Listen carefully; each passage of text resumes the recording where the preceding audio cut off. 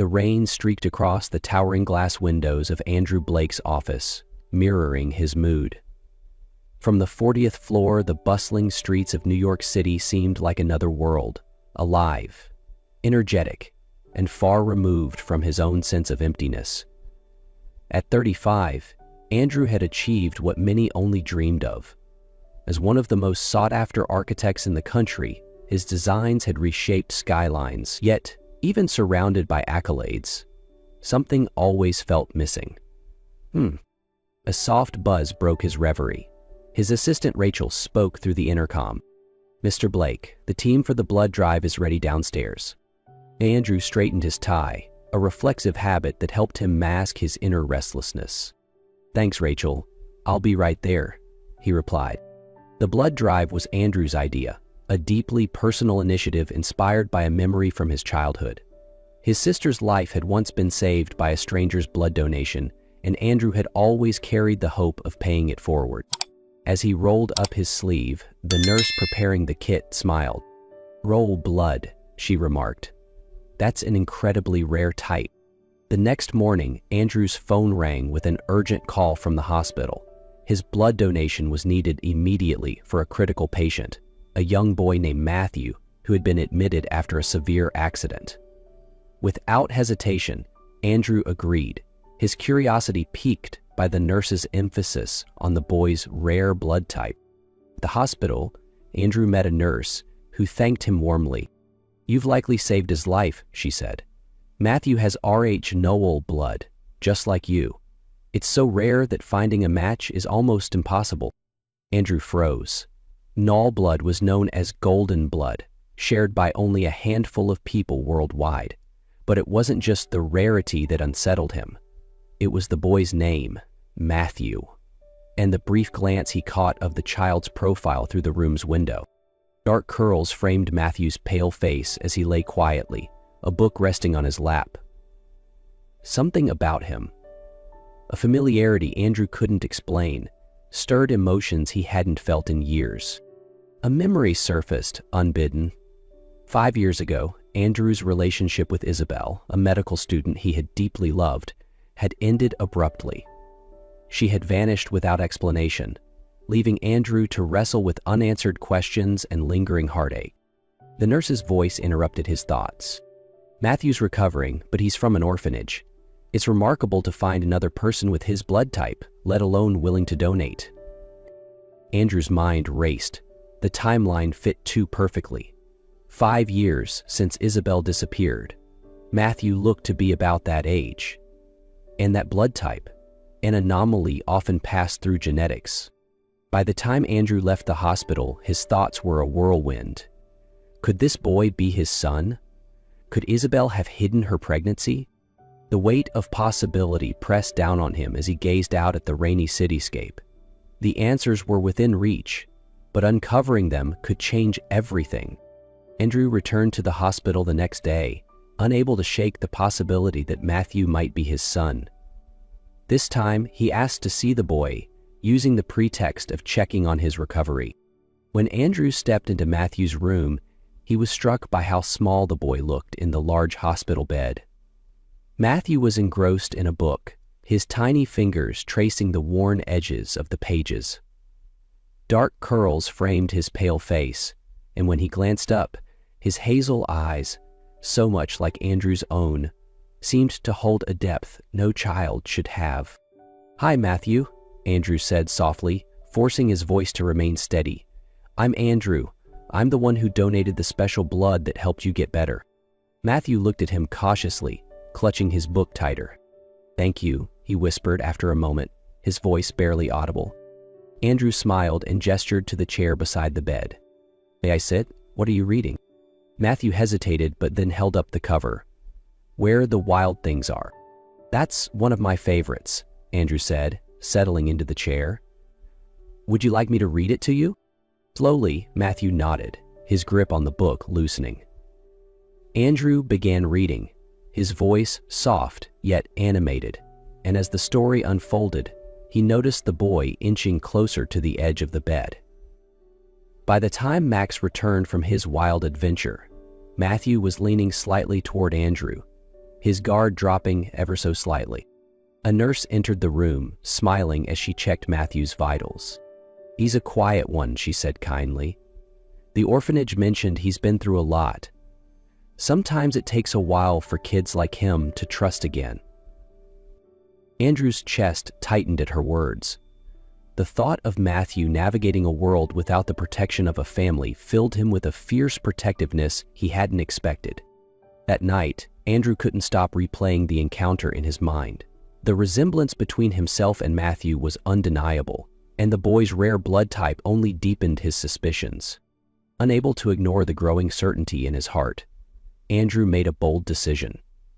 The next day, he quietly arranged for a DNA test, submitting his own sample and obtaining one from Matthew under the pretext of medical necessity. The results came back days later, confirming what Andrew already felt in his soul. Matthew was his son. The paper trembled in Andrew's hands as he read the conclusive words: 99.99% probability of paternity. He sank into a chair, overwhelmed by a mix of emotions: relief, anger at the years lost, and an undeniable surge of love for the boy he barely knew but already felt bound to. With the DNA results in hand, Andrew's determination to uncover the full truth about Matthew's past and Isabel's disappearance grew stronger. He reached out to his trusted private investigator, Elliot Grant, to dig deeper. "Elliot, I need everything you can find on a boy named Matthew. He's from an orphanage, but I know he's my son," Andrew said firmly. "And find Isabel. I need to know what happened to her 5 years ago." Elliot worked quickly, and within days, Andrew had answers that shook him to his core. The investigator confirmed that Matthew had been placed in an orphanage shortly after birth, but the circumstances were highly suspicious. The adoption paperwork was riddled with inconsistencies, with clear signs of forgery. Elliot's investigation also uncovered troubling details about Victor Martinez, Isabel's father.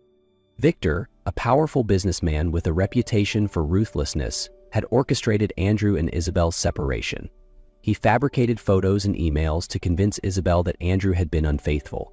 When Isabel discovered she was pregnant, Victor manipulated her into believing that placing the baby for adoption was the only way to secure her future and protect her child. Andrew's fists clenched as he read through the report. The thought of Isabel enduring years of manipulation and Matthew growing up without a family filled him with a white-hot anger. Elliot's final revelation was a lead on Isabel's current whereabouts. She was working as a pediatric resident in Boston.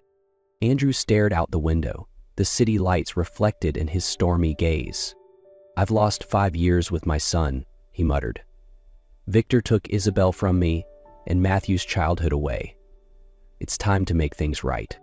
His next steps were clear: confront Victor, find Isabel, and bring his family back together. Andrew wasted no time. Armed with the DNA results and the truth uncovered by Elliot, he arranged a meeting with Victor Martinez. The older man's office exuded power and control, qualities that Andrew now viewed as weapons Victor had used to destroy lives. Victor greeted Andrew with a polished smile, but his expression soured as soon as Andrew revealed the DNA test.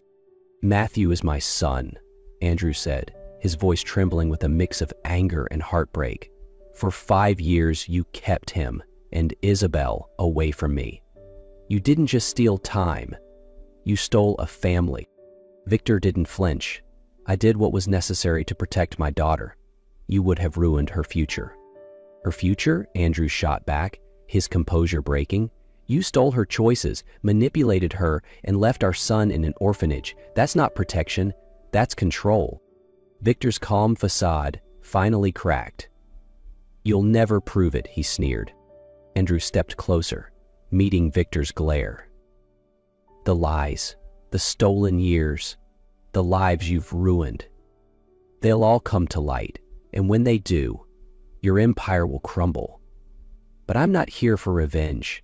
I'm here to reclaim what you took." As Andrew left Victor's office, a storm of emotions raged inside him: anger, sadness, and above all, determination. He had confronted the man who had stolen so much, but the real work was only beginning.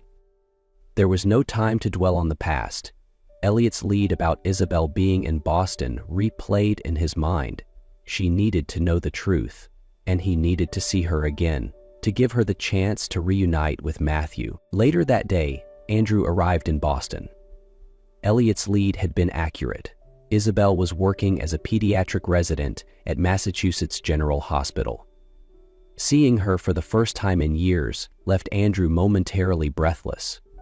She was still the Isabel he remembered, her determined expression softened only by the faint shadow of sadness that lingered in her eyes. "Andrew?" Isabel froze when she saw him. "I know this is a shock," Andrew began, his voice trembling slightly, "but I need to tell you something. About Matthew." At the mention of the name, Isabel's breath caught. "Matthew?" she whispered. "Yes, he's our son." Isabel shook her head, disbelief warring with hope in her eyes. "That's not possible. My father, he told me." Her voice faltered. "He lied," Andrew interrupted gently. He handed her the DNA results. "You didn't lose him. He's alive, and he's waiting for us." Tears filled Isabel's eyes as she read the document.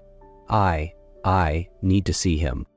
Andrew nodded, a small smile breaking through his own emotion. "Then let's go home."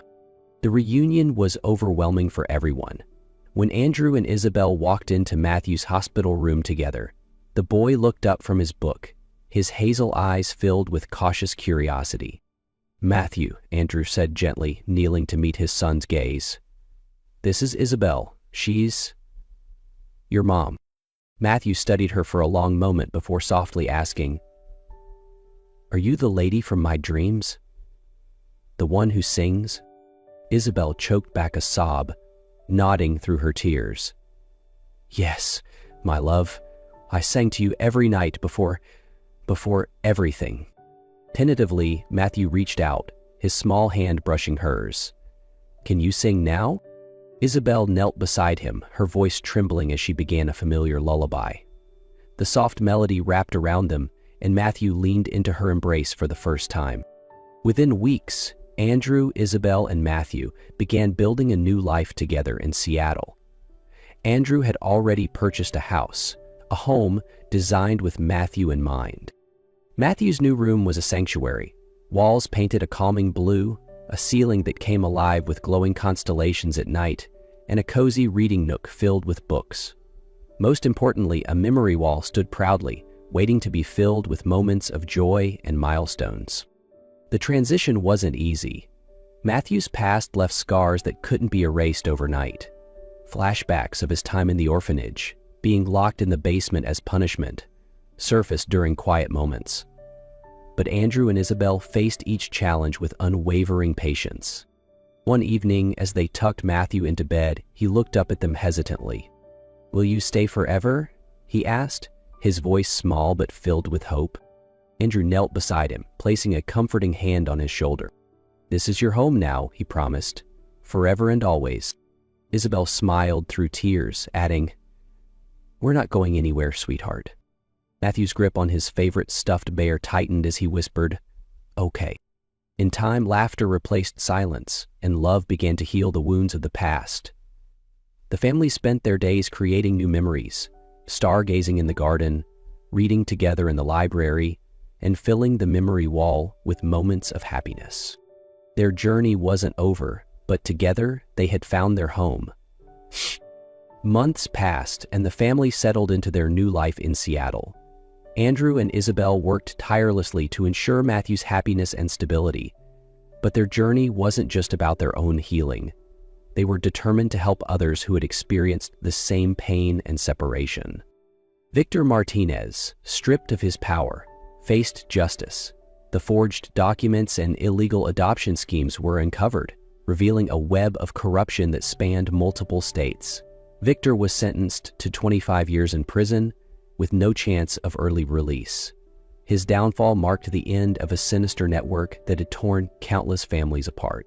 For Isabel, the legal victory brought some closure, but another matter lingered in her heart: her relationship with her father. Despite everything he had done, a part of her sought understanding. One afternoon, Isabel visited Victor in prison. He looked older, his once commanding presence diminished by the weight of his crimes. When he saw her, his expression shifted from surprise to regret. "I didn't expect you to come," he admitted, his voice hollow. "I needed to see you," Isabel replied, her tone steady but laced with pain. "Not because what you did was excusable, it wasn't. But for my own peace, for Matthew's future. I'm choosing to forgive." Victor's eyes widened. "How can you forgive me after what I took from you, from Matthew?" "Because holding on to the anger won't help me, or Matthew," Isabel said, her voice trembling slightly. "You did terrible things, but I refuse to let your choices define my life any longer. Forgiveness doesn't mean forgetting. It means I'm choosing to move forward." Victor lowered his head, guilt etched into his features. "I wish I could undo it all. I truly believed I was protecting you." Isabel stood. "Maybe you believed that, but it wasn't your choice to make. Still, I hope you find a way to make peace with yourself." Back home, Isabel shared the experience with Andrew and Matthew. As she recounted the conversation with her father, her voice trembled with both pain and hope. "I don't know if he'll ever truly change," she admitted, "but forgiving him was for us, for our family. Holding on to the past won't help us move forward." Andrew placed a reassuring hand on her shoulder. "You're right," he said softly. "We've come so far already, and together, we'll make sure Matthew knows nothing but love and safety from here on." Matthew, who had been listening quietly from his reading nook, looked up. "Does this mean we don't have to talk about the bad stuff anymore?" Isabel knelt beside him, brushing a curl from his forehead. "We'll always remember, sweetheart. But now, we get to fill our lives with good things, like stargazing and stories. What do you think about that?" Matthew smiled and nodded, the weight of the past beginning to lift. The family continued their work at the New Horizons Family Reunification Center, helping others find healing. One evening, as they sat under the stars in their backyard, Matthew grinned and said, "These stars are my favorite. They remind me that we're all together now." "Yes," Isabel agreed, taking Andrew's hand, "because this is where love grows."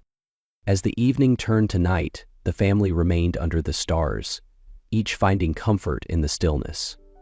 Matthew lay with his head on Isabel's lap, his favorite stuffed bear clutched tightly in his arms. "Mom, Dad," Matthew murmured sleepily, his bear still clutched tightly. "Do you think the stars tell stories about families, like how they find their way back to each other?" Andrew smiled, glancing at Isabel before responding. "Maybe they do, buddy. Maybe they tell stories about how families find each other no matter what." Matthew's eyes fluttered closed, his breathing slowing as sleep claimed him. Isabel met Andrew's gaze, her own eyes filled with gratitude. "We're finally where we belong," she whispered. Andrew nodded, his hand finding hers. "Together," he said simply. "Life has a way of challenging us in ways we could never imagine." For Andrew, Isabel, and Matthew, their journey wasn't just about finding each other. It was about forgiveness, healing, and creating a future together. Their story is a testament to the resilience of love and the strength it takes to move forward, even after betrayal and loss.